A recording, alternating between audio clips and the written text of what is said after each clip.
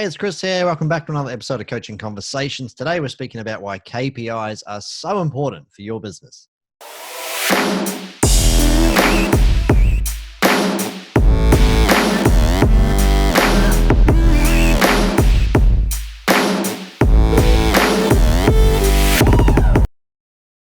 Hey, welcome back to another episode of Coaching Conversations with Nick and Chris. Nick, how are you this morning? Oh, yeah, very good. I got a couple of little Band-Aids. It's like I've been through the war. I don't know, sometimes when you're going to work on stuff, it just seemed like that day. On Saturday, I was working on, jet skiing and mucking around and putting things on, go like this, gouge half like my finger out on the metal. And it's one of those cuts that just is in a really bad position. Yeah. And then the other day I'm doing something and I burn it like I'm here, and then got another gouge here. And, it's one of those things where you just get your hands hammered. But other than that, it's good. It's a sign of progress. That's right. Or the sign of don't do that again, one or the other. A sign of lessons learned. Yeah, a sign of, exactly. Important. Have to have Band-Aids in. Yeah. And maybe a sign that you need to wear your glasses when you're doing work. Well, yeah, exactly. And have you ever noticed, every time like you go to wash your hands with soap or any of that, or, the hand sanitizer, it's like, for like, burns. For 10 seconds, it's just stinging you, Yeah. First world problem right there too, by the way. First world problem. I've probably got a tough builder listening going, what the hell complaining about sanitizer? Hands are like leather sacks. Yeah, exactly. Funny. My hands are I'm very delicate. Yeah. Very delicate. Yeah, he's got keyboard hands. I've got keyboard hands, yeah, exactly. My mates hustled me with that. Come on, man. Yeah. So good to laugh on a Monday morning. Today we're discussing the topic of how KPIs are so important for your business. And I know that you put this into some context, Nick, but speaking about milestones and having some measurable numbers that we can actually work towards. And if you don't have them in your business, don't panic. We'll talk about that today, but you need to make sure that you've got some way of measuring progress in how you're tracking monthly, weekly, monthly, quarterly, annually, and so on. So Nick, let's put this one onto the table, start talking about KPIs. Where do we start? What do we need to know? Yeah, look, Chris, that, it's one of my favorite kind of topics for discuss. Yeah. I think it's really, really important. One of the biggest sort of downfalls I see with most business owners, no offense to the business owner, but most business owners just have got no idea, to be brutally honest, about numbers. And when you really think about it, pretty much everything with inside your business, all right, is numbers, right? It really is. Everything. You do a quote, it's a number. You buy materials, it's a number. You add labor, it's a number. And the list goes on. It's numbers, right? So, but the biggest part about it is most people in business go, you know what, I'll just leave that to the accountant. I'm not quite sure about what to do with it, how to do it, all of these type of things, that where it comes in numbers. And I really believe that one of the reasons being is that, most people are just not aware of what the numbers mean. Right. And so, and when you don't know or you don't feel comfortable about what the numbers mean or, how to read them or how to understand them, it's like with everything. When you don't really, put that effort in, or you feel a little bit threatened or scared or not comfortable with it, it's not something that you go back over and over again for. Yeah. You know what I mean? So it's just it's logical. It's a logical transition not to enjoy the numbers. Hence, you're not paying attention to them. Hence, you don't get into them. Hence, you don't study them. And the list goes on from there, right? So, what I want to talk about a little bit today is what happens when you do understand the numbers. What happens, when you can get numbers happening, and I suppose what the importance is of numbers themselves, and how to really identify, what to do with them. Because numbers for numbers' sake doesn't mean anything, but numbers, not just for numbers' sake, it means a lot for a business. And just to be clear here, we're not just talking about financial numbers on, say, your profit and loss. We're talking about sales numbers and marketing numbers and maybe employee performance numbers, all sorts of numbers in your business, right? Yeah, correct. Actually, KPI numbers on a P&L are not probably some of the least numbers because they're probably the easiest to understand. You got, expenses, income minus expenses, profit minus loss equals gross profit, then net profit, right? So they're pretty basic. That's a formula, but there's other ones that we can talk about. So, right, good. So here you go. So number one, first of all, I believe it gives you the overall health of your business. Okay. So numbers give you the overall health. And let's think about it like this. When you go to the doctor, a good measure for a doctor, and most doctors, is usually a blood test. Mm-hmm. And the blood test can show you stuff that's going on in the body, on the inside of the body, right? Mm-hmm. And just some basic calculation or basic numbers, your cholesterol, your sugar, your prostate, inflammation in the body, markers for cancer. All of these things are usually done from 2 vials of blood this big, right? Mm-hmm. And they give you some numbers. So from the outside, everything could be all hunky-dory. Mm. But from the inside, there could be something that's coming up that you might need to go, hey, it's a bit of a flag. Hey, you got to be careful. There's something coming. Mm-hmm. Yeah, and I know because, the diabetes and the cholesterol, all of those things. On the outside, I feel like a bull, no problem. Yeah. I look good. I'm fit. I'm reasonably slim, and all of these type of things that come from it. So, but on the inside, it was telling me a story. Hey, man, you got to watch your sugar intake, and right. Your insulin's not as good, and the cholesterol's a bit high. Mm-hmm. So the first thing is to understand that on the outside, a business may be good. We've got work. Everybody's busy. We're employed, but there's some stuff on the inside that if you've got your numbers, in track and in tune and visible, it's going to give you the overall health of the business. And right. This is the big part with business owners. People go, I got money in the accountant school.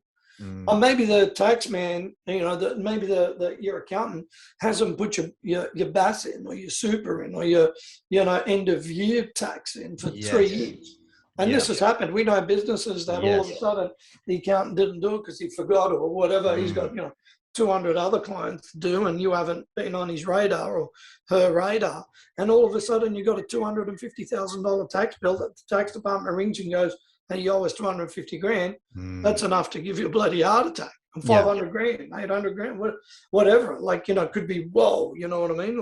And once again, even if then you know about it and you haven't put in a payment plan or whatever, it looks like you're making money, but you still need to go, hey, mate, we've still got to pay tax. Yeah, that's right. So that's one kind of, once again, the health of the business isn't dictated by how much money you got in the account. It's actually by how much money you've got left after you pay everything in the account. Yeah. Okay, good. Right. So overall health of the business, that's a good way of looking at it. I think it's just a health check, and you never go to the doctor and they go, oh, we don't know what to look for, or they go, check for this, check for that, and they write iron, all liver function, they will write all of these things, and it's everybody's done a blood test in their lifetime somewhere somehow.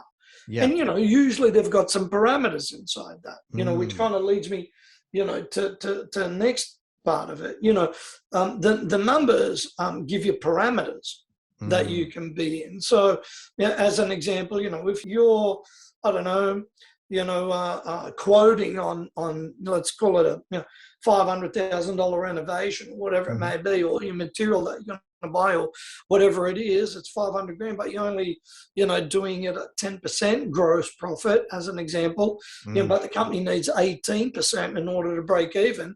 You're already minus 8% going by. And so sure, it looks like you got the $500,000, looks like there's a lot of money coming in, but you're actually losing money. So, you need to be within the parameter.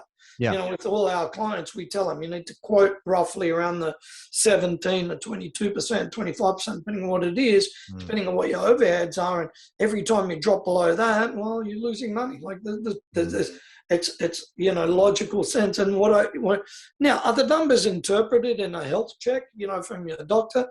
they might go, the iron's up a little bit, but, let's keep an eye on it. It's cool. Or, your sugar levels are up a bit, but make sure you take these pills for it to get it within this parameter. And, if it spikes, you go out to a restaurant, you're eating the souffle, you're not going to die with it, but, you don't want to be eating that thing 4 times a day. It's not a good thing. And, so you can push the parameters up or down, but it's always good to kind of be within a parameter. I think that's what's important. So, the health check, knowing the numbers also gives you the parameter that you can stay in. I think right. Okay. It's really, really important. I got a good question for you then, for anyone who's listening, thinking it's difficult for me because I run maybe I'm a plumber or an electrician. How do I know what parameter is good for my business or not? How do I, sure, it provides a parameter. There's a range, 2% net profit or 22% net profit. Obviously we want to work towards the 22, but how do I know what parameter is best for me? Yeah, that's a good question. I mean, first of all, the way that I look at it is you need to find out what your break-even costs are. Great. Good. Yes. And that could be, there's a variable break-even cost and there's a fixed break-even cost. Yep. So let's call it the fixed break-even cost. And what I mean by that is, your rent, your leases, your wages, all of that stuff's pretty much the same. And then you might have a variable, regio's due this month, or, I don't know, you're buying a new piece of equipment or something breaks down, or you need to order more materials, or whatever, because even some people think they've got a fixed break-even cost, but then there's materials that they need to order for the next job, and that comes into cash flow, right? It's got nothing to do with what you make or what you spend, but you need the cash flow to start that job to bring in that income. But most people don't think about it. So once again, with the parameter, let's say you've got $100,000 a month break-even cost. Yep. Well, you need to come up with that $100,000 a month from somewhere. Now, if you're quoting a job at, let's say, $100,000, and you're quoting it at 20% gross profit, you've got 80% in the expenses, then it leaves you 20%. That 20%, which is $20,000, needs to go towards paying everything else in there, unless you've added the wages in or any of that stuff. So a percentage of that actually is going towards your fixed cost. Yes. Now, if you've got an 80% cost and 20% then margin, well, then you go, okay, cool. If I always quote at 20%, let's say if it costs us, $100,000 a month, that's 1.2 million a year. Well, you need to get that 20% as an example, in that overall, you got to make 1.2 million, and that's 20%. So if you think about it, it's roughly about $10 million in activity to give you 1.2 million. Now, some people then go, actually, it's not, that much because I add the wages into the job and the materials, and that's all allocated in that 80%. So, you've got to sort of calculate that to which way it is. But I always think about it that if you've got your running costs, you could go separate running costs. I think everything wages wise. Yep. And materials, wages and materials let's call it to the left. That's the 80% cost, in the job. And then 20% is your running cost.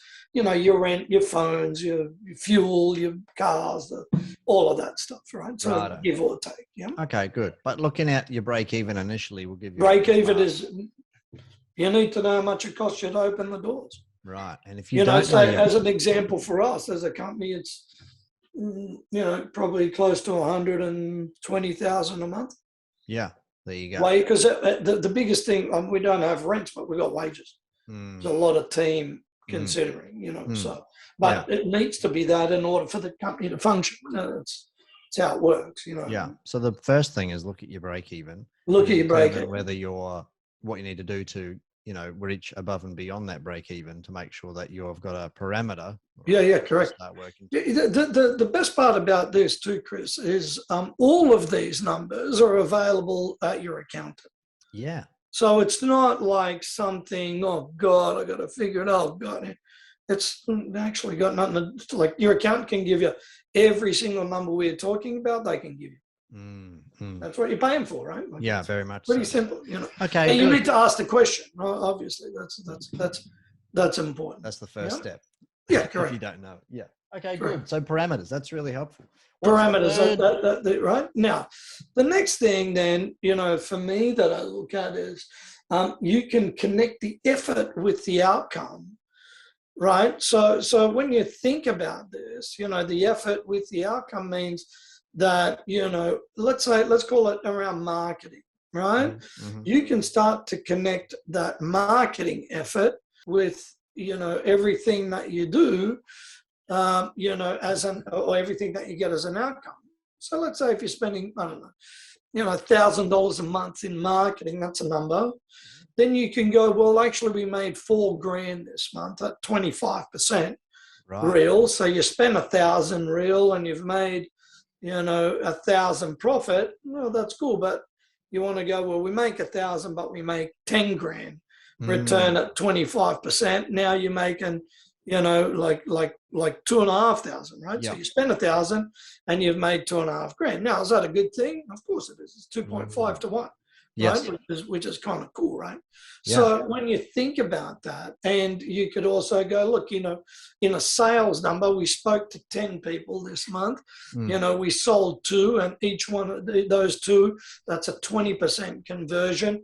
It costs us $2,000 to get those 2, but we made, 150,000 out of it. Once again, it's the effort with the outcome. Most people don't see that. That's why they spend money on marketing. They go, I didn't really get anything. They forgot that they signed up somebody, a month after the marketing was done, so they haven't sort of tied it back. Or they go, what, we just, just threw, $50 a week to marketing, which doesn't do anything, right? Or maybe does something or whatever, right? So you haven't spent enough money towards it, right? And no wonder you're not getting the effort. So once again, it's the effort, towards the outcome, and then you can reverse engineer that. So then the outcome towards the effort, right? You know what I mean? So you're going, all right, cool. Let's have a look. If we want to get this particular outcome, it makes logical sense then that we, put this type of effort in. With us as an example, we spend roughly, 6,000 to 8,000 a month, give or take, on marketing and different avenues. And our goal is to sign 5 to 7 clients. Now, if the average client's, 40 grand as an example, it's pretty good. 8 grand out, 200 grand back. So you've got, now I wish it was all profit, but it isn't. But even if you call it 30% profit, it's still 8 grand with 70 or 80,000 back, right? It's pretty cool that way. So once again, what's the effort versus what's the outcome? Very, very important. Right. So is that, in kind of simpler terms, something when you consider ROI? Is that what we're looking at here? Like, what's my return on my investment? Well, first of all, yes, it'll come in under marketing numbers. Right. Okay. You know what I mean? Like to understand what the efforts are, but the efforts could be in anything. It's how many phone calls you've made. It's how many people that you've sent an email to. Right. It's, how many flyers that you've dropped off. It's how many, blah, blah, blah, blah, blah. You know what I mean? Like there's all of these, you know what I mean? Other little numbers that exactly. Depending, once again, it's whatever effort that you've put in numbers that, gives you the outcome, right, on anything you do. If you cut down on 5 cigarettes a day, that's the effort. The outcome should be, getting a lung busted with cigarettes, right? So every effort has an outcome. Righto. Okay, good. And it's no different, guys, if you're wanting to, you're running 5Ks a day in order to lose a kilo of weight or whatever it might be. It's the same sort of scenario here. What's the input and what's the outcome? Okay, good. What's the next step or the next stage around KPIs, Nick? The next thing that I've sort of put down is changing your KPIs actually has an effect in different areas.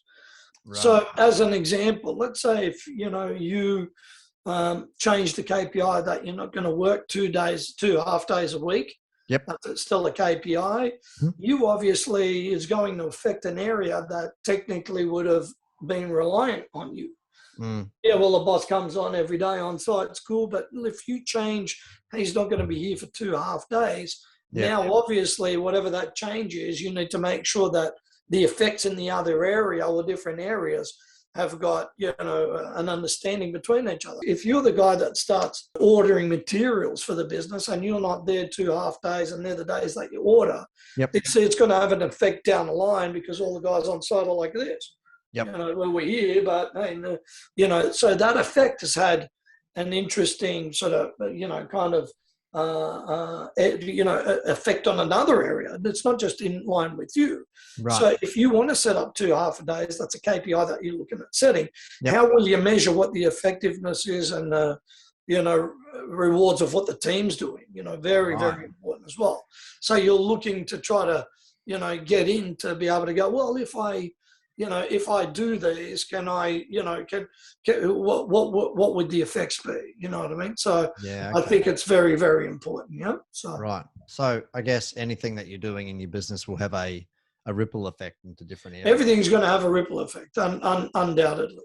Right. Yeah. Okay. So, we need to, just ensure that that's, cool. Yeah. So, yeah. So just think about it, that the effect doesn't always have got anything to do just even with money, but it could be efficiency effect. It could be, how the team communicates. If you're not there and people need to ask you questions, yes. whatever it may be. So whatever you're going to set up, if you're just taking a half day off, just remember what you've got to think about. What other effects will it have on comms, on money, on productivity, on outcome, on the client, on, all of these things, because they're all KPIs you need to measure. And I'm not saying it's a bad thing. I think it's a good thing, to be honest. So, but you've just got to think about it from that, point of view, so to speak. Yeah. I'm thinking, when we were talking about that and the ripple effect, and it's kind of like, I'm thinking, you mentioned, efficiency with your team. Like I'm kind of like throw it out there and throw a bit of a curveball to anyone who's listening. But, if you're the bottleneck of communication, if you're the guy with all the answers and you haven't delegated some of that responsibility off to someone else, maybe you're holding the progress of the company up, but because you're so time poor or you're time strapped or people can't communicate with you quickly enough, you could be effectively holding up the efficiency of everybody else's role or the efficiency of the business in general, because you don't have the answers or you can't give the answers back to them fast enough, or it takes you 5 days to reply to an email.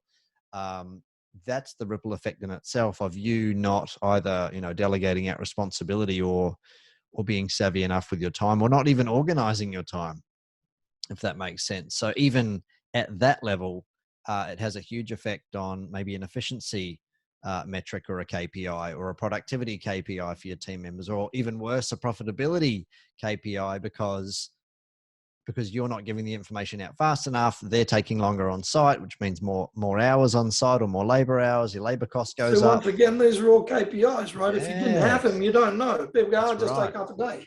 That's right. Not to say that you can't do it. And this is why a lot of people don't go on holidays, or they don't take a day off, or they, struggle to do it as business owner. It's the biggest thing that we hear. Yeah. It's because they haven't worked out the KPIs to go, well, if I get these KPIs in order, we're cool.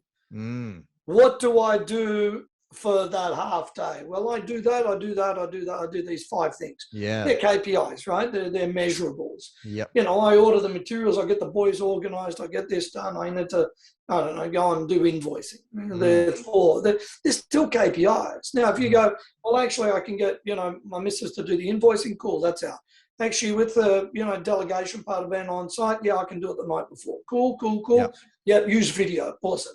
The next thing, material ordering as an example. No, well, I can get the foreman to get that sorted, or we'll order it the day before, so we know what's coming. Like, there's stuff you can move around, but you just need to understand those KPIs and what the effects that they're going to have further down the track, so to speak. Yeah, great. Good. Yeah, which is important. And most people don't think of KPIs like this. Not at all. I mean, this is great right? Food for thought when people are having to start thinking about their, daily activity and what effect that's having on the business 2, 3, 4 steps down the line.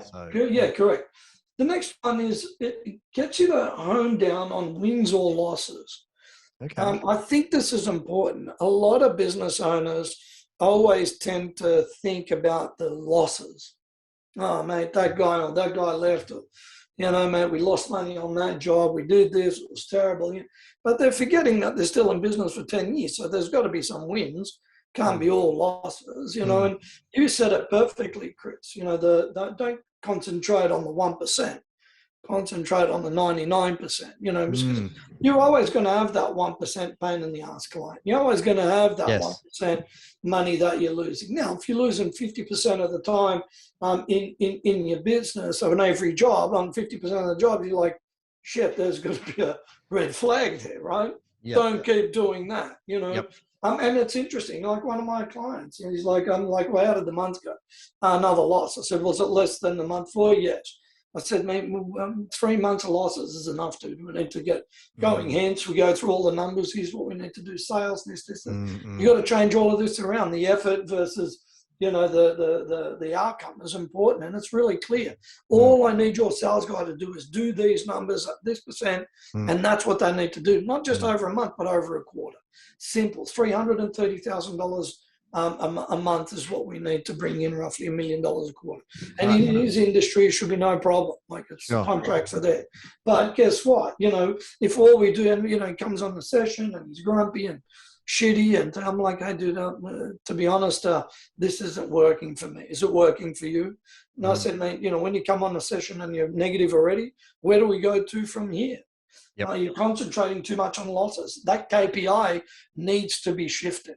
You cannot stay in that negative headspace, because people think that KPIs are just numbers. They're not. How about your KPI around how many happy days you have, how many happy hours you have, about how grumpy you are, about how snappy you are with your kids? They're KPIs.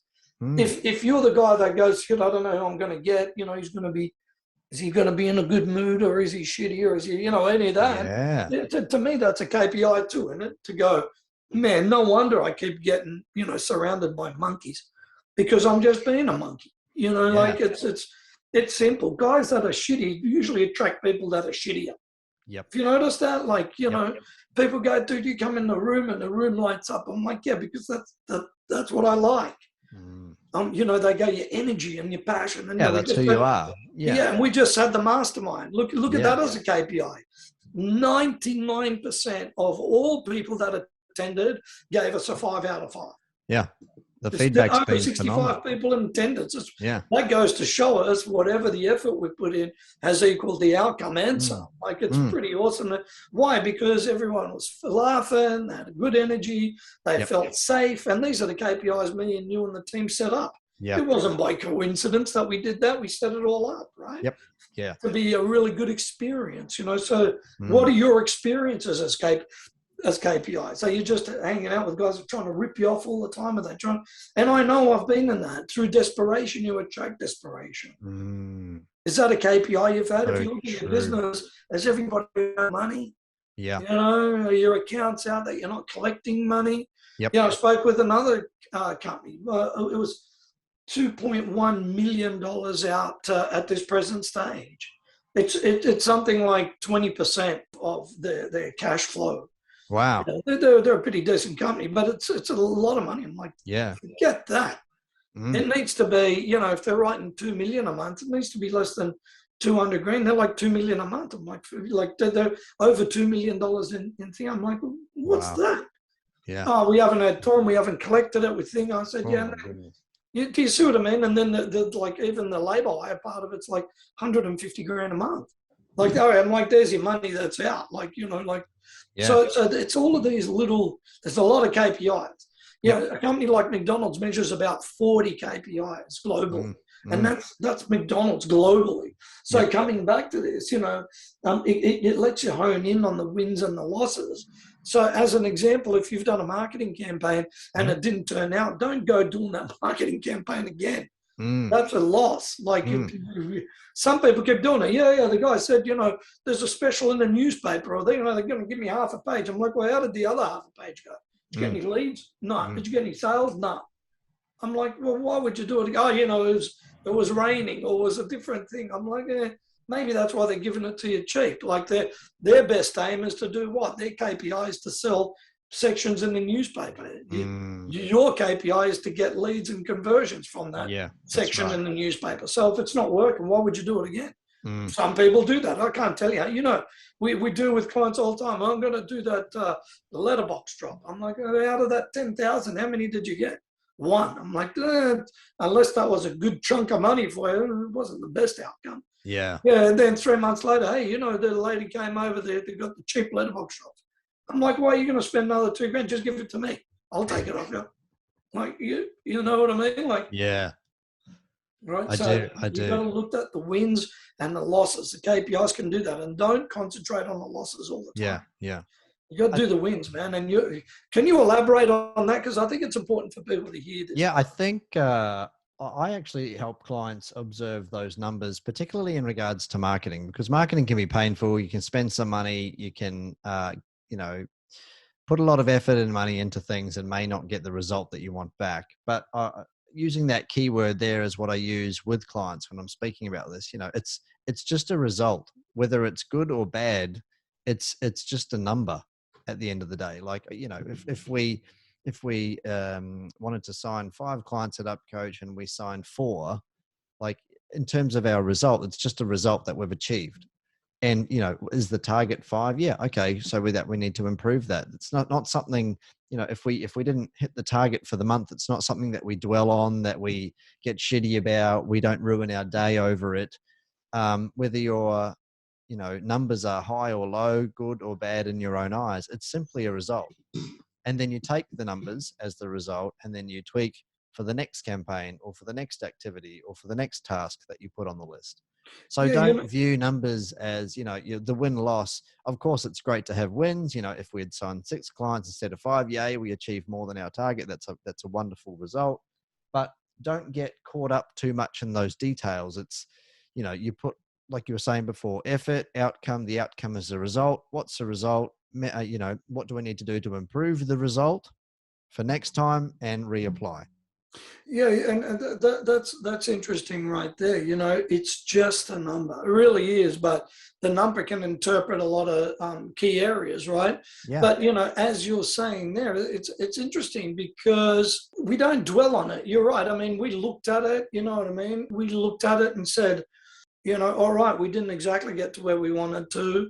But once again, even the numbers of us, 6 to 7 clients every month, I do it over 10 months. So there's 2 months that we could be at 0, but we've already cranked up numbers in January, February. So for March, technically, we've already got all the sign-ups that we answer. But once again, we're not going to dwell on it. What did I say to you? I'm like, it's cool, man. For this month, I'm pretty sure we'll hit the 7. It doesn't, because that's life. You don't always get exactly the numbers. Yeah, that's right. It's like people that look at their bank balance or their business bank balance in the morning, and if it's high or low, that determines their mood for the day. Like, if you just look at that number as a result, like, that's the result right now. I can do everything in my power to change that result today. So let's just get to work and change it. Or be happy with the result that's in there right now. Don't let that affect your emotional state. It's silly. It's just a number, just a result. Just a number. It's a number for you to understand and to do something with. At the end of the day, so that's right. And I've just got one more part. Yeah. What's really good about KPIs is then it can let you scale. It can let you be efficient. It can give you an understanding of the ability for you to go, what do we need to do? What do we need to do for, the business in order to scale it up? What do we need to do to become more efficient? I'm going with a new client at the moment, they don't measure any efficiency, no material wastage, no, ordering, what's left, are we on time, on budget? Those things are very important. How could you scale if you're not on time, on budget? How about if you lose money on every job? You're just going to dig yourself deeper in the hole. The more jobs you get, the more money you lose. Yeah. And that's a surefire way to go broke. It's to catch up to you. It allows you to understand that if I scale at this level, or I want to scale at this level, what do I need to do in order to be efficient? Because with efficiency and technology becomes scalability, right?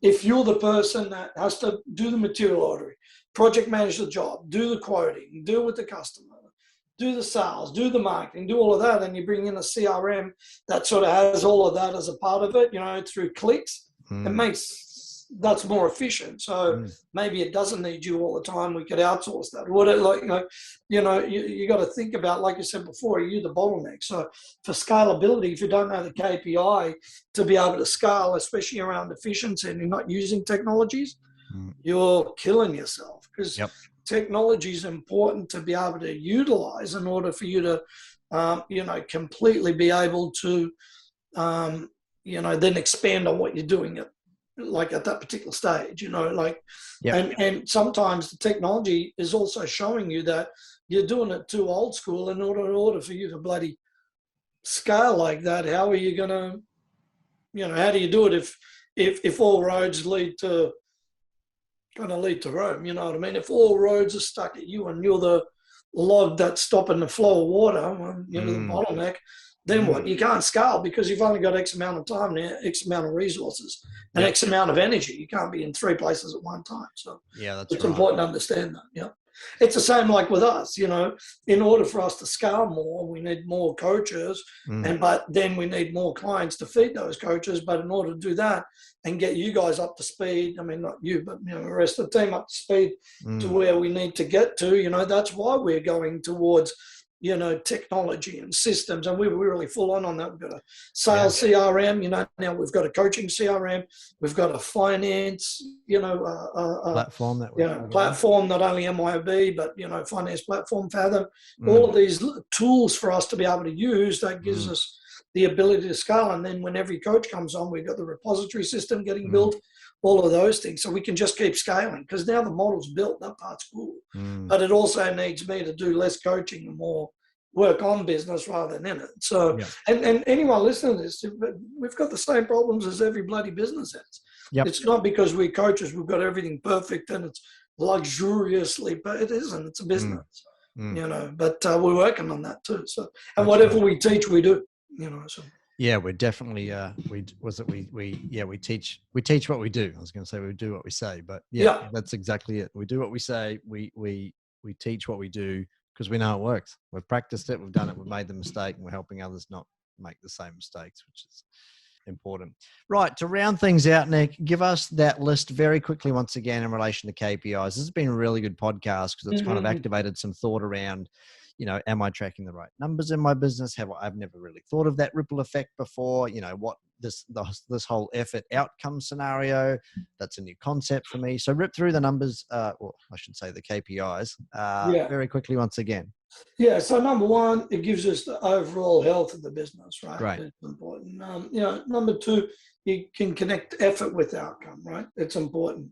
Sorry, just in between those, your internal KPIs are showing you the health of what's going on, but they also show you the effort that needs to, be done, right? Right. Connect effort, obviously, with outcome. It changes the effect. So an effect in one area will have effects in other areas of your business. So you need to ensure you understand those effects. It really hones in on your wins and losses. Don't spend too much time on your losses. Right, that's important, or else you get a headache with that stuff. Yeah, they're only results. They're only results. I think that's important. And finally, can let you scale and become really, really efficient. So if you're cool from there, well, then you're good, right? Very good. Guys, if you've listened to this or watched this back and it's starting to spin some wheels in your mind about KPIs, maybe the KPIs you do or don't have, feel free to reach out to us at askitupcoach.com.au for any free help, or if you want to jump into our free Business Growth Advice Australia Facebook group, you're more than welcome to do so. So head to Business Growth Advice Australia on Facebook. You can jump into the group. There's heaps of great content there every single week. Thank you so much once again for your wisdom this week, Nick. All good. We'll see you all again in the next episode. Bye now. Bye.